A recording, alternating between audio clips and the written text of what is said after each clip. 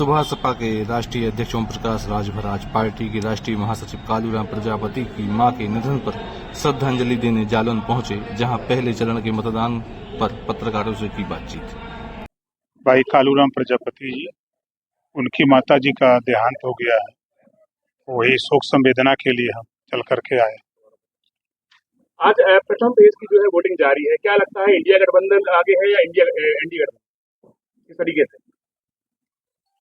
आप लोग खुद महसूस करते होंगे कि इधर 6 महीने में सपा बसपा कांग्रेस जनता के बीच से दूर है। कभी ये लोग कोई कार्यक्रम जनता के बीच में नहीं चलाए। हम लोगों का जो एनडीए गठबंधन है, सभी घटक दल गांवों में ग्रास रूट तक हम लोग जाकर के समझा रहे हैं। आज जो प्रदेश के हालात हैं, आपने देखा कि सपा बसपा कांग्रेस केंद्र और प्रदेश में मिली जुली गवर्नमेंट थी, तब भी ये लोग महिलाओं को आरक्षण नहीं दे पाए। लेकिन एनडीए गठबंधन ने 33% आरक्षण लोकसभा और राज्यसभा से पास कर दिया। अब वो जल्द ही अपना कानून का रूप ले लेगा।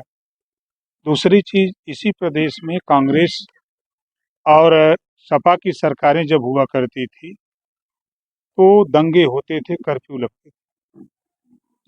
आज 7 साल में योगी आदित्यनाथ जी के नेतृत्व में एक भी दंगे नहीं। आज गरीब कमजोर कानून का राज अपने को महसूस कर रहा है।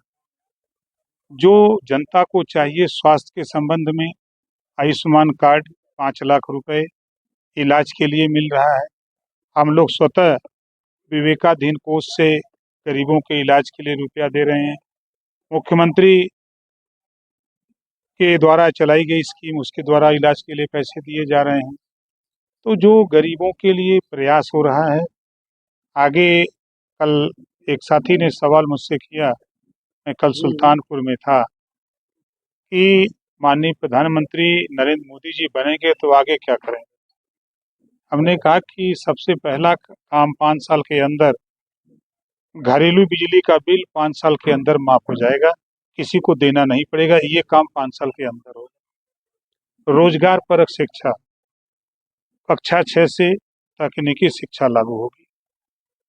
तो उन्होंने कहा कि इससे फायदे, उनके उस गरीब से पूछिए जो बिजली का बिल नहीं दे पाता, उसके तार काटे जा रहे हैं। और शिक्षा जो बीए करने के बाद जब बच्चा कोई रोजगार नौकरी नहीं पा रहा है, तो बीए की परिभाषा बताता है, बीए माने बेकार आदमी। तो कम से कम उसके हाथ में हुनर होगा। जब हाथ में हुनर होगा तो कहीं अपना रोजी रोटी कर सकता है। मंत्री जी, आप अति विषयों की लड़ाई लड़ते हैं, तो आप अभी केंद्र में मंत्री हैं उत्तर प्रदेश में, तो अभी ये लड़ाई जारी रही कि यहीं तक? राजभर को अभी नहीं समझे। ओम प्रकाश राजभर पिछड़े दलित अल्पसंख्यक जो वंचित शोषित हैं, सामान्य वर्ग में भी जो वंचित शोषित हैं, ओम प्रकाश राजभर गरीबों की कमजोरों की लड़ाई लड़ता है। अभी जिस दिन मैं चार्ज लिया, दूसरे दिन मैंने अध्ययन शुरू किया, तीसरे दिन आचार संहिता लग गई। फिर बीच में अभी माँ का देहांत हो गया और उसी में हम लोग मरमाहत हैं। विपक्ष आपको पलटू राम बता रहे हैं। नहीं, सही वो जो कह रहे हैं, वो करें तो रासलीला, हम करें तो करैक्टर ढीला।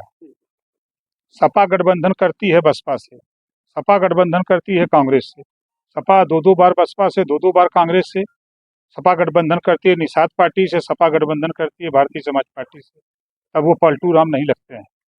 बहुजन समाज पार्टी का वही हाल है, 2-2 बार सपा से, कांग्रेस से। तमाम पार्टियां गठबंधन क्यों करती हैं?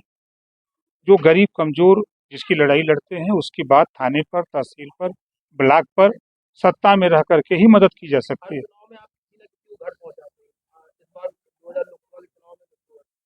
अब तो जनता चुनाव लड़ रही है। मैं तो गांव में हूँ, गांव के आम आदमी कह रहा है, जो राम को लाए हैं हम उनको ले आएंगे। अब इससे क्लियर तस्वीर हो रही है। दूसरी चीज कि कम से कम 35 से 40% आबादी ऐसी है जो राशन ले करके वो अपना रोजी रोटी उसका चल रहा है। संतराम बीए प्रजापति ने जाति तोड़क बनाया और आप देखिए, जब तक तहसीलों में तहसीलदार